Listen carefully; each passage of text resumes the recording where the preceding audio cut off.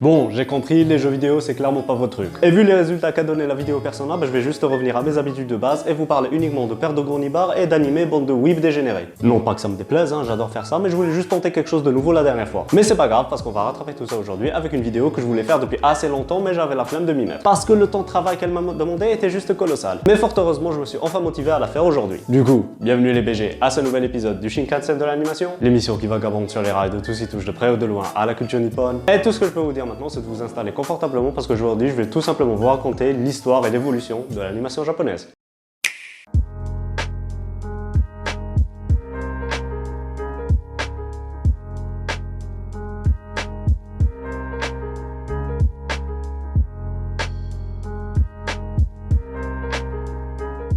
Bon, tu te doutes bien que de parler d'animation japonaise de la bonne manière qui soit, c'est un truc méga vaste. Et te raconter la progression de ce média au fil du temps, ça l'est encore plus. Parce que oui, contrairement à ce que pense un certain réseau social regroupant des chômeurs, des puceaux et des chômeurs puceaux, non, les animés n'ont clairement pas émergé avec Dragon Ball. Et si je commence à rentrer dans les détails, je vais te faire une vidéo qui va durer 1 heure. Et Dieu sait à quel point j'ai la flemme de te faire une vidéo d'1 heure. Du coup, je vais rester dans les grandes lignes en te balançant quelques infos intéressantes à droite à gauche qui te permettront d'impressionner Maijo Doc sous ses différents RT Bunny Girl Senpai. Et maintenant que tout est clair, on peut commencer.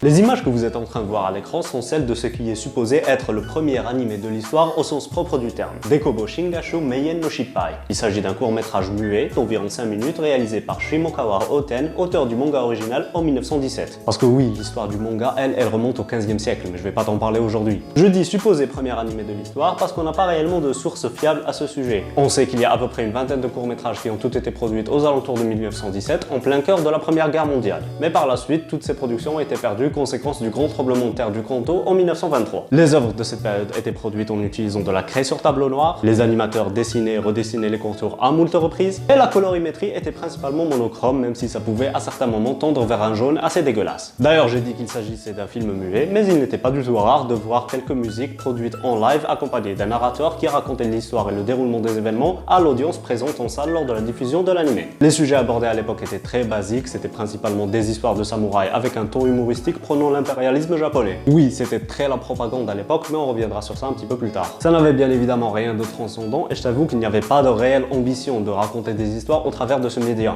La tâche était déjà extrêmement compliquée, on va pas se le cacher. Par contre, on note que la plupart des productions de cette époque étaient entre gros guillemets financées par des entreprises spécialisées dans le cinéma. La plus émanante étant Nikkatsu, que vous connaissez très certainement vu qu'elle est toujours en activité aujourd'hui. Quant à quelques noms importants de l'époque mis à part Monsieur Shimokawa Oten, eh bien on peut citer Monsieur Junichi Kuchi, artiste, peintre, dessinateur, mangaka, réalisateur de plusieurs courts-métrages muets entre 1917 et 1930. On peut aussi parler de Monsieur Seitaro Kitayama, qui fut lui aussi un peintre, dessinateur, mangaka, mais c'était surtout le fondateur du tout premier studio d'animation de l'histoire, le Ketama Eiga Seisakujo en 1921. Ce que je vous ai raconté ici, c'était les débuts. Et même si ça galérait quand même pas mal à l'époque, il existait une certaine forme d'innocence dans l'animation en général, avec des créateurs qui étaient totalement investis dans leur création et qui ont créé davantage. Et début 1930, on rentre dans une période assez sombre dans l'histoire, pour le monde en général et pour le Japon en particulier. Les relations géopolitiques internationales sont en tension, les régimes nationalistes extrémistes se font de plus en plus présents, et la guerre est sur le point d'éclater une nouvelle fois. Et qui dit guerre dit certainement que tous les revenus économiques du pays seront principalement investis dans les dépenses militaires. Et les pauvres créateurs, dessinateurs, artistes, mangaka qui galéraient déjà à trouver de quoi manger, maintenant ils ont même plus de quoi dessiner. Et ça arrivait littéralement à la pire des périodes vu que le monde de l'animation était en transition vers l'utilisation des celluloïdes et la technique de l'animation en selle, qui consiste à utiliser des sortes de feuilles transparentes bien plus adéquates au dessin que le tableau noir et la craie, mais qui étaient bien évidemment bien plus coûteuses. Du coup, la seule porte de sortie qui s'ouvrait envers nos créateurs, c'était de recourir à l'aide financière de l'État. Ils pourront ainsi assouvir leurs besoins économiques, mais en contrepartie, toutes les productions animées devront principalement servir de propagande pour l'armée japonaise et la grandeur de l'Empire du Soleil Levant. On lavait les cerveaux des enfants avec des messages publicitaires qui servaient à dénoncer l'ennemi américain. Ils étaient pas totalement en tort, mais c'est clairement pas le meilleur moyen de procéder. Des messages promotionnels animés qui servaient à louer la bravoure des soldats japonais, etc. etc. Et en termes d'animés à proprement parler qui ne traitent pas de querelles géopolitiques, c'est le néant total. Il y a eu certes de l'avancement technologique lors de cette période, comme je l'ai dit, l'utilisation des celluloïdes à présent, mais aussi la création des promotional videos, autrement appelés les trailers, mais aussi le coup de brio du réalisateur Kenzao Masaoka, qui fut le premier réalisateur à intégrer des voix préenregistrées dans son film. Chikara no Onna no Yo no Naka, qui est en gros une sorte de rom-com où le mec trompe sa femme dominatrice avec sa secrétaire. Let's go!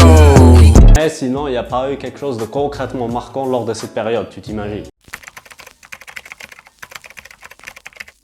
Bon, la guerre est finie. Et le Japon est dans un état aussi désastreux que l'on compte en banque du frère Derka qui fait mes miniatures après l'annonce de Ganyu sur Genshin Impact. Allez le follow by the way, il est magnifique. Et on arrive à une période où même l'État n'a plus de quoi financer les différents artistes et créateurs, qui se retrouvent libres de toute contrainte et peuvent ainsi reprendre leurs travaux comme bon leur semble. En 1948, on assistera à la naissance de la Japan Film Company, ce nom ne vous dit très certainement rien, mais ils changeront d'appellation très rapidement par la suite pour passer à la Toei. La Toei produiront Hakujaden, le tout premier long métrage animé de l'histoire. Il faisait à peu près 78 minutes, était coloré et exporté en Occident, oui monsieur. Bon, il y avait les moyens pour les Occidentaux de se décoter les productions japonaises à l'époque, mais jamais une compagnie ne l'a exporté par ses propres moyens. Quelques temps plus tard, la Toei veut se lier d'un contrat avec un petit mangaka émanant de l'époque, Osamu Tezuka. Considéré par beaucoup comme étant le père du manga, moi je le considère beaucoup plus comme étant le père du manga moderne et actuel tel que l'on connaît aujourd'hui. Le contrat mettra en jeu l'adaptation du manga de Tezuka Sangoku de Monkey King en 1958. Quelques temps après, Tezuka va quitter le navire Toei pour aller fonder son propre studio d'animation, Mushi Productions, en 1962 en compagnie de plusieurs ex-animateurs de la Toei, dont notamment Madame Kazuko Nakamura, aka la toute première femme animatrice de l'histoire. Et un an plus tard, Mushi Productions vont tout simplement sortir le premier animé de l'histoire diffusé à la télévision. Parce que oui, avant, pour regarder des animés, fallait se déplacer soit en salle de cinéma ou bien de théâtre. Il n'avait jamais été diffusé à la télé pour des raisons de timing, bien sûr, les épisodes, ça faisait pas 25 minutes, mais aussi pour des questions de framerate que les télé cathodiques de l'époque ne pouvaient pas gérer, contrairement aux gros vidéoprojecteurs dans les salles de cinéma et de théâtre. Ainsi, Tezuka a tout simplement façonné l'anime moderne tel qu'on le connaît. Réduisons la durée des épisodes à 25 minutes, réduisons le taux de frames par seconde à 8 fps, et tout ça en utilisant la stratégie du dessin économique, genre la réutilisation de certaines scènes et certaines postures pour accélérer le rythme de production à l'époque et arriver à un rythme de diffusion hebdomadaire pour le petit animé de niche qu'était Astro Boy. Le succès d'Astro Boy allait être planétaire avec très rapidement une diffusion à la NBC américaine dont l'œuvre était appréciée. Et Astro Boy permettait de donner un avant-goût de ce qu'allait être l'animation japonaise lors des années à venir. Des robots, des héros, des grands yeux, tu vois très bien où va le délire. Bien sûr, c'est durant les années 60 qu'on allait connaître de nombreuses naissances. Le tout premier animé shoujo de l'histoire mettant en jeu des Magical Girls, aka Sally the Witch, ainsi que l'apparition de la chaîne TMS que vous avez tous déjà très certainement vu lors des différents openings et endings. Suivi très rapidement par la suite de la NHK et de Tokyo TV qui allaient eux aussi donner une très grande part de visibilité à l'animation japonaise. Durant cette période, plusieurs grands studios d'animation vont être créés, notamment Tatsunoko Productions, ainsi que deux studios que vous connaissez très certainement, aka Madhouse et Sunrise, suite à la dissociation de Mushi Productions en 1972. Tezuka ira de son côté fonder Tezuka Productions, mais on s'en bat les couilles. On note également une très grosse influence Disney à l'époque sur des offres qui se focalisaient principalement sur la fantasy, et ça marche aussi dans l'autre sens vu que Disney s'inspirait énormément de l'animation japonaise, jusqu'à toucher au plagiat. Durant les années 70, un certain animé nommé Heidi va voir le jour. Je sais pas si vous connaissez Heidi, mais vos parents doivent très certainement connaître. J'ai également regardé le truc, ça passait sur Pee-wee, il me semble, à l'époque. Et ça allait être un carton monumental, ce qui n'est pas réellement surprenant vu le casting qui a taffé dessus. Composé de Tezuka ainsi que de deux autres frérots, Isao Takahata et Hayao Miyazaki. Et je pense que j'ai pas vraiment besoin de te dire c'est qui ces deux boucs, mais on reviendra sur eux un petit peu plus tard. Les années 70, c'est pas seulement Bohemian Rhapsody, les différents titres de Muhammad Ali ou bien les films de Bruce Lee, c'est aussi et surtout le début de l'ère mecha au Japon. Sunrise fut racheté par la compagnie Bandai en 1979 et vont produire la toute première série Gundam de l'histoire. 70 autres Gundam vont la suivre. Et c'est là que l'animation japonaise va énormément s'intégrer à la pop culture nippone. Et on est sur le point de connaître un boom stratosphérique.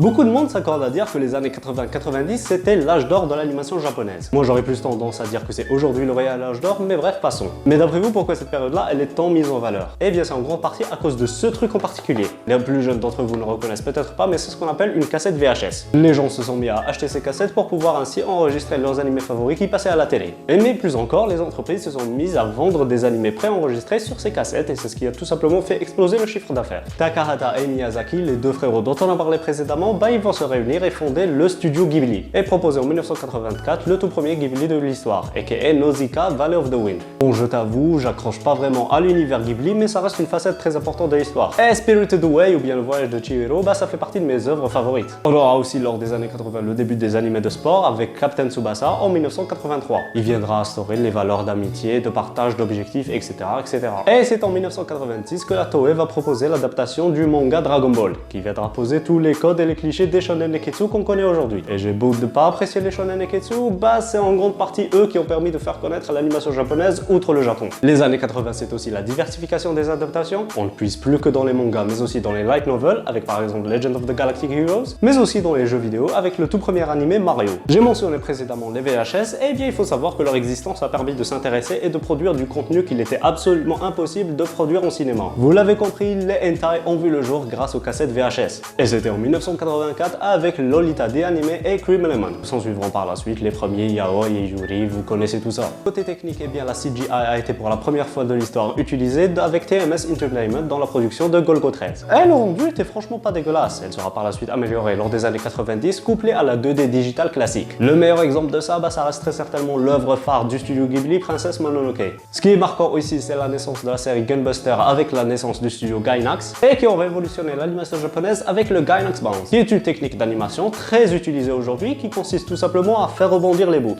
Sans eux, on n'aurait certainement jamais eu le droit à certaines scènes légendaires.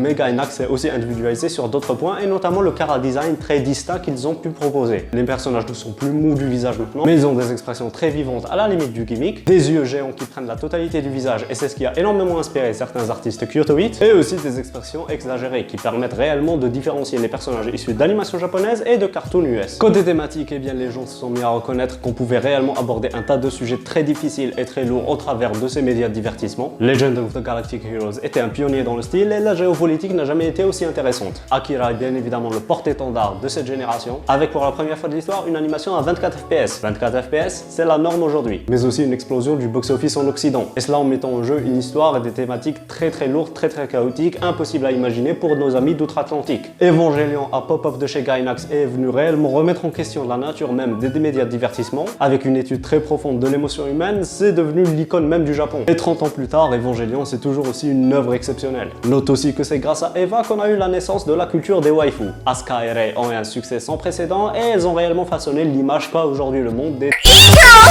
D'autres œuvres aux propos très complexes et matures ont vu le jour lors de cette période-là. Je pense par exemple à Perfect Blue de grand monsieur Satoshi Kon, à Serial Experiments Lain dont les propos sont toujours plus accurés aujourd'hui que lors de sa sortie, et aussi à Cowboy Bebop de Sunrise et Soichiro Watanabe pour le côté esthétique, etc. etc.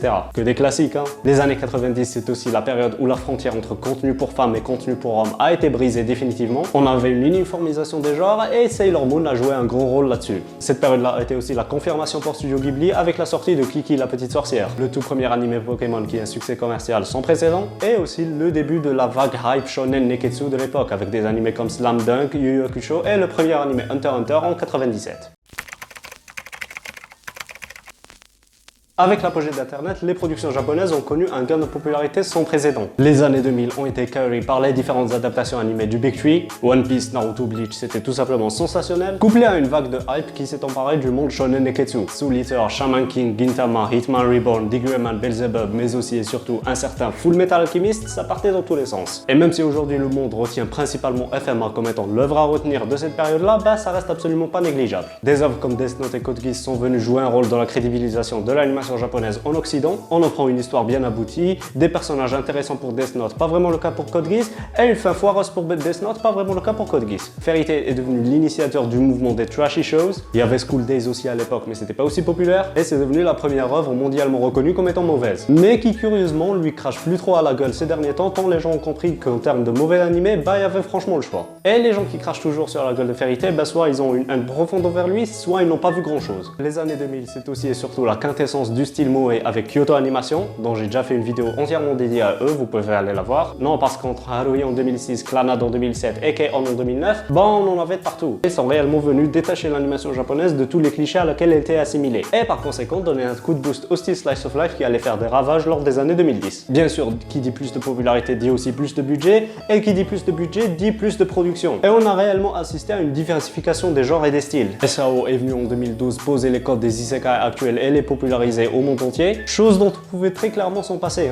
Et depuis, on a notre dose d'au moins 3 isekai par saison et ça ne semble absolument pas vouloir se terminer. Au cours de cette période, on a également eu le droit à de nombreuses adaptations d'œuvres de niche ciblant un public de niche et qui ont finalement connu un plus grand succès que ce à quoi on s'attendait. Monogatari est la plus grande révolution des animés lors des années 2010. Fate est le parfait exemple que même avec un jeu de cul à la base, on peut faire des trucs tout simplement exceptionnels. Et Madoka est très certainement l'œuvre qui porte le mieux l'adjectif déconstruction qu'il m'a été donné de voir. C'est aussi lors de cette période et grâce à internet qu'on a eu le développement et la naissance de la culture weeb, qui mine de rien, ça fait grandement évoluer le média. Genre les débats Twitter sur qui est la best girl dans Quintessential Quintuplets, dans Rent a Girlfriend, dans Re:Zero ou dans Kaguya-sama, ça joue énormément, faut pas se fier aux apparences. Le merchandising de l'animation japonaise, il a fait un bond colossal. Entre la vente de figurines, de posters, de tapis de souris, de dakimakura qualitatifs, on sait absolument plus où donner de la tête. Et aujourd'hui, le média est tellement diversifié qu'il y en a littéralement pour tous les goûts. En termes de technique d'animation, on est toujours dans le combo 2D classique digital couplé à la CGI, et ça fait des merveilles. Heaven's Feel 3 sorti dernièrement est une claque intersidérale. Violet Evergarden possède très certainement la plus belle direction artistique qu'il m'ait été donné de voir. Liz and the Bluebird a une esthétique splendide. Et Quizu Monogatari a eu le privilège de nous présenter ce qui est très certainement la plus belle femme de l'histoire de l'animation japonaise. Côté consommation et marketing, les entreprises nippones elles sont toujours à la ramasse. Et elles privilégient toujours autant le marché japonais via seulement la vente de DVD Blu-ray. On va pas se mentir, c'est clairement pas le meilleur truc à faire. Certes, on a eu la naissance et l'émergence des plateformes de simulcast, Crunchyroll, Funimation, High Dive,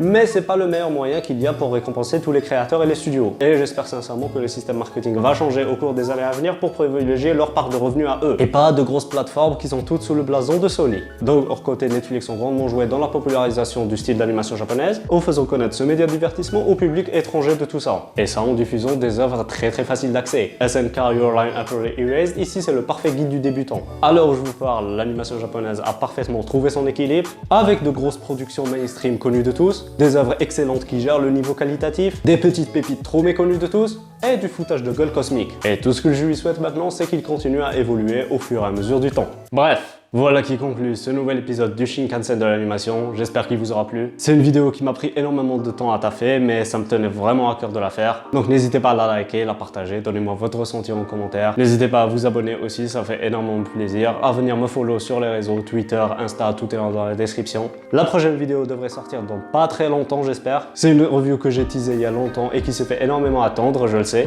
et qui je pense devrait faire plaisir à plusieurs d'entre vous. Sur ce, moi je vous dis à bientôt, prenez soin de vous, protégez-vous, sortez couverts, et puis yo les BG.